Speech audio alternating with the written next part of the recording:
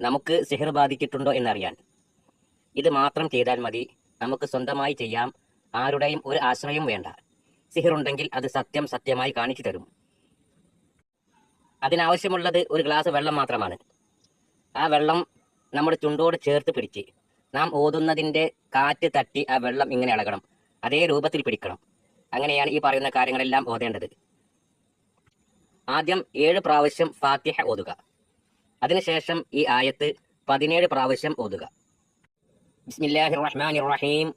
ഇന്നല്ലദീന തഖൗ ഇദാ മസ്സഹും ത്വായിഫും മിനശ് ശൈത്വാനി തദക്കറു ഫഇദാ ഹും മുബ്സിറൂൻ. ബിസ്മില്ലാഹിർ റഹ്മാനിർ റഹീം. ഇന്നല്ലദീന തഖൗ ഇദാ മസ്സഹും ത്വായിഫും മിനശ് ശൈത്വാനി തദക്കറു ഫഇദാ ഹും മുബ്സിറൂൻ. ഈ ആയത്ത് 17 പ്രാവശ്യം ഓതുക. അതിനുശേഷം ഇത് കൂടി ചൊല്ലുക.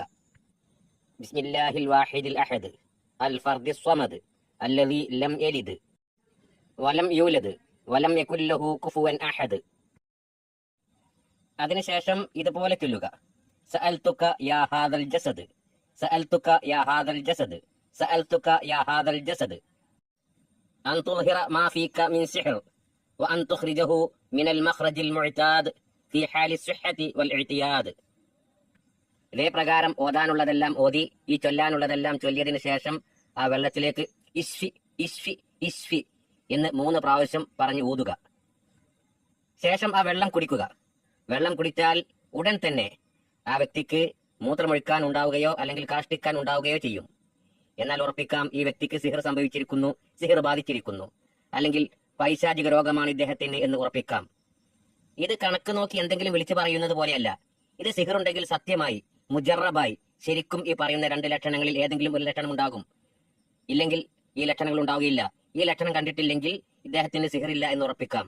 ചെയ്യുന്നത് കൃത്യമായി ചെയ്യാതിരുന്നാൽ, ഓതുന്ന ഓത്ത് തെറ്റിയാൽ, അക്ഷരങ്ങൾ മാറിപ്പോയാൽ ഈ പറയുന്ന ഫലം ലഭിക്കണമെന്നില്ല. പിന്നെ ഏത് തരം സിഹിറാണ് അല്ലെങ്കിൽ ഏത് തരം മൂർത്തികളാണ് എന്നൊന്നും ഇതുകൊണ്ട് അറിയുകയില്ല. സിഹിറുണ്ടെങ്കിൽ സിഹിറാണെന്ന് അറിയാം, മൂർത്തികളാണെങ്കിൽ മൂർത്തിയാണെന്നും അറിയാം.